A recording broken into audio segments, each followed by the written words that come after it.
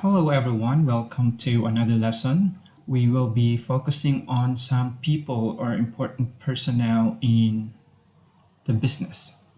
Okay, to start with, we're going to talk about managing the operations function. So, operations function now in this lesson, we'll be discussing operations management, the operations manager, skills of an effective operations manager, roles of an operations manager, enterprise delivery system, the six M's of operations, and organizational modality. Okay, operations management.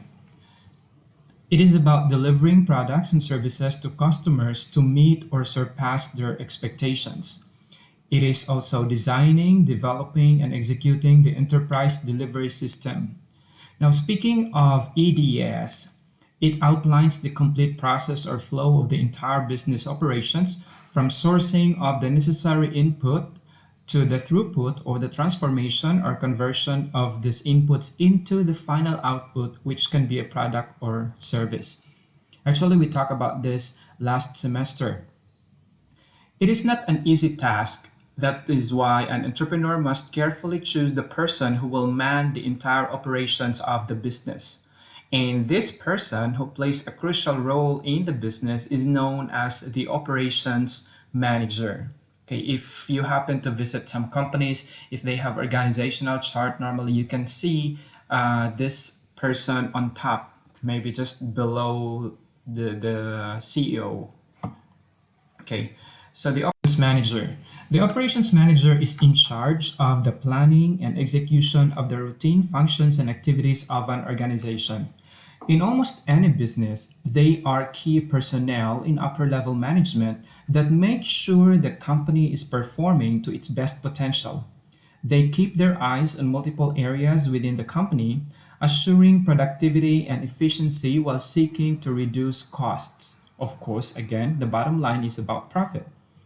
They manage other key leaders within several departments and guide groups of people to complete their individual tasks in order to achieve company wide goals. Now, because they are responsible for the overall well being of the company's operations, these types of managers tend to have a big picture perspective. So he or she should see the whole picture, the entire operation. They're able to determine needs within the company and connect groups to work together to solve problems as they arise. Operations managers are required to have a large set of skills in order to be effective in the multitude of situations they might find themselves in. Now, to be as effective as possible, operations managers will need to have a combination of soft skills and technical skills, or what we say, hard skills. Now, soft skills are personal attributes that enable someone to interact effectively and harmoniously with other people. It's like personality, the traits, for example, social skills, people skills, communication skills. These are examples of soft skills. Hard skills or technical skills, on the other hand, these are the skills needed for an entire or a specific job. For example, computer literacy, maybe you're very good at troubleshooting. No, these are hard skills. Okay. Now, the soft skills necessary for successful operations management are number one, strong communication skills. An effective operations manager knows how to communicate on many different levels with all types of people. Easy? I don't think so. But it can be learned, practice maybe. The ability to get your message across your staff, your superiors, and most importantly, your customers is an essential skill that will be put to the test each day. Using a wide array of communication vehicles, including verbal, written, and body language techniques, will allow you to establish a rapport with each audience. Okay, so communication is very important because as an operations manager, you really have to deal with different situations. And then if you're not good at this, there might be misunderstanding. And we're talking about business here. As much possible lapses or mistakes should be avoided. Okay, the second one is good motivational skills. Organizations don't get much done unless their people are motivated. True, right? Even students, you need to be motivated for you to finish listening to this recording or to this presentation. A successful operations manager knows the importance of building a strong team and developing positive relationships among team members. This can be achieved by understanding and addressing the individual needs and concerns of your staff. Like, you should listen sometimes. If you have many employees there, subordinates, they come from different walks of life, different backgrounds. So as much possible, you have to listen to them and motivate them. Okay, the third one is strong negotiation skills. By the way, negotiation skills are required to secure better agreements in our personal and business lives. Now, this includes methods of communicating, persuading and influencing, planning, and strategizing. Now, in business, negotiation deals typically with products, services, assets, and even ideas. Now, an operations manager should understand these skills to become a strong negotiator. Okay, so he or she should know how to persuade, how to plan. Sometimes you have to have win-win situation or whatever that is. Okay. The fourth one is exceptional organization skills. Now, organization skills refer to the ability to stay focused on different tasks and use your time, energy, strength, mental capacity, physical space, etc., effectively and efficiently in order to achieve the desired outcome. So, maintaining strong organizational skills can reduce the chance of developing poor work habits such as procrastination, clutter, miscommunication, and inefficiency. Okay, I believe that many of us are not really good at this one, like organizing things, especially procrastination. Oh, that is a very strong foe to defeat. Okay, but if you want to start your own business and you're aiming for this position, operations manager, then as early as now you have to practice, okay, battling with procrastination. Number five, awareness of internal and external customer needs. A successful operations manager needs to have a deep acknowledgement of customer needs. That requires an understanding of what is a true measure of satisfaction to a customer. Maybe it is an immediate response to customer inquiries, a safe environment, or fair price assurance. By knowing what makes your customers happy, you will be able to connect with them and provide guidance to your subordinates on how to take care of customers' needs. After all, businesses don't exist if there are no customers. Now, to achieve customer satisfaction, an operations manager must therefore begin with the customer's wants and desires in mind. These wants and desires can be classified into three customer outcome expectations, which are quality, delivery, and price. Now, different customers have different expectations when it comes to the quality of the product and then delivery, as well as the price. So you need to know their expectations. So it's unique. Okay? In order to put these soft skills to best use, an operations manager can improve their skill set with supporting hard skills like budget management, logistics, production management, project management, and human resources management, which we will discuss in the next chapter. Okay. So, in other words, soft skills and hard or technical skills should go together. Yeah. So, operations managers are responsible for managing activities that are part of the production of goods and services. Their direct responsibilities include managing the operations process, embracing design, planning, control, performance improvement, and operation strategy. Their indirect responsibilities include interacting with those managers in other functional areas within the organization whose roles have an impact on operations. Such areas include marketing, finance, accounting, personnel, and engineering. In other words, all divisions or departments of the enterprise. Now, let's go down to the specifics, the roles of an operations manager. Number one is workflow and staffing. Operations managers are expected to have a good handle on the staffing requirements of the organization. They work with HR or human resources to hire and train new employees and handle disciplinary issues. Because they are aware of the needs in each department, they can adjust the workflow and reassign tasks to improve efficiency in the operation. So in some companies, when they are hiring new employees, operations manager are there sitting in together with the HR.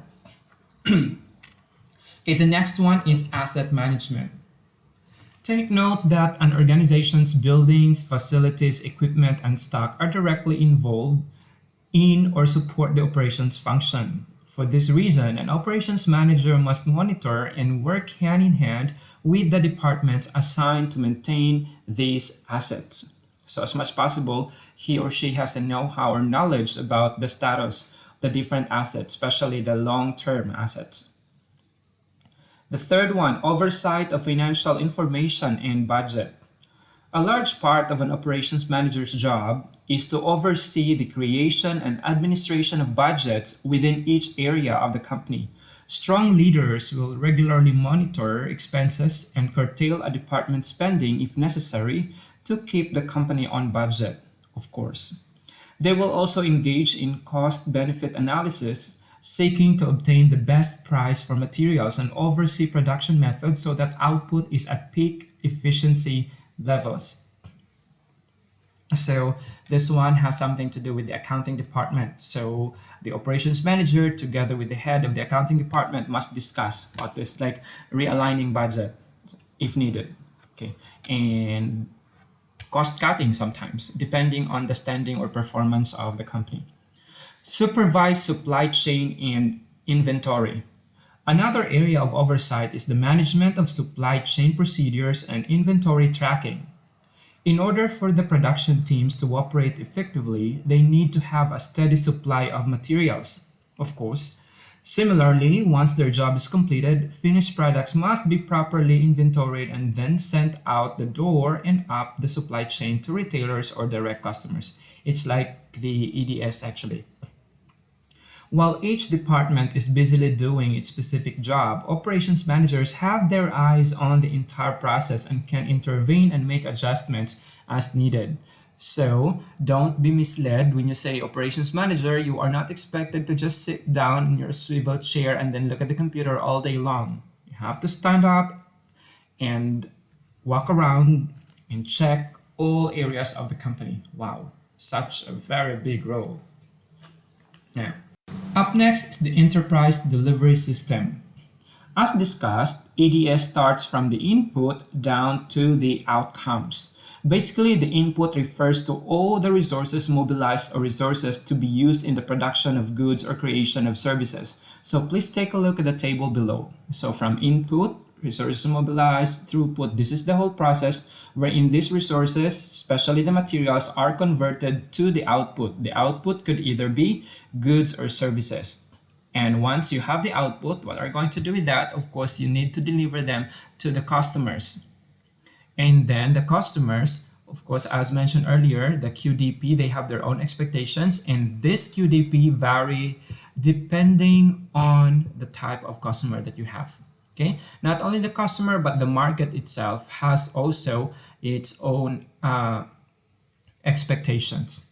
Okay, let's go back to column one with input. We have the 6 M's of operations. We have money, management, machines, methods, materials, and manpower. Money, of course, all businesses need money to get started and grow. This M covers accounting and finance, including ways to fund a business. It should ensure that the fiscal facilities are set up, employees are hired, and operating systems are installed. Because without money, you can't hire employees, you can't buy any equipment, and of course, the operating system. So, money should flow through before the transformation process.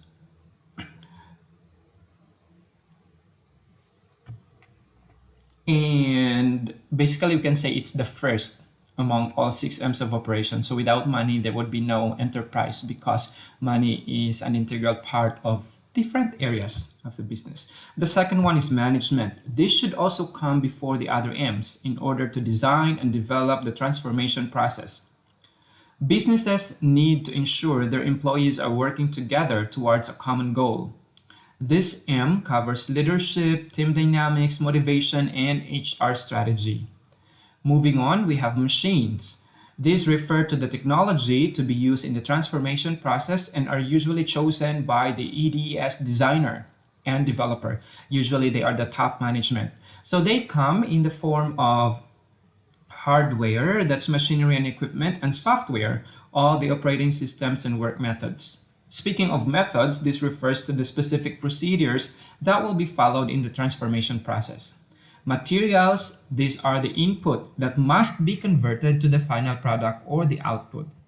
Manpower, they are the people who directly manipulate or use the machines and equipment to transform the materials into products or services. Now, as the EDS designer and developer, the top management may determine the organizational modality of the EDS. That, okay, organizational modality specifies what parts of the EDS would be implemented by the enterprise itself and what parts would be outsourced or subcontracted. It will also designate which internal or external entities will accomplish particular work processes and under what legal arrangements or contracts. Finally, it will also define the precise relationships between and among the different departments, divisions, and sections of the enterprise as goods and services are being produced. In other words, when you design as an operations manager, you will be part of the team that will develop and design the EDS. So you have to clearly identify the organizational modality because the trend these days is that not everything is done by the employees of the company. Sometimes they outsource, they hire people, especially the experts, when they need. Okay, so they won't be part of the company's organizational chart or staff. They won't be part of the regular employees, but they can help the company. So they are paid also. Now, the EDS developer or designer should identify which area of the EDS requires outsourcing or subcontracting.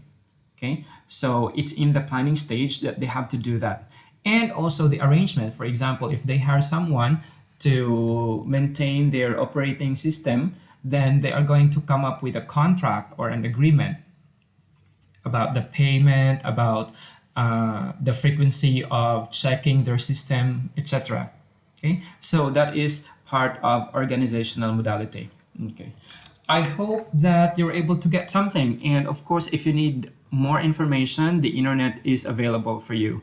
And don't hesitate to ask me questions. I will be available until maybe 11 p.m. So don't be shy to send me a message. Have a great day, everyone.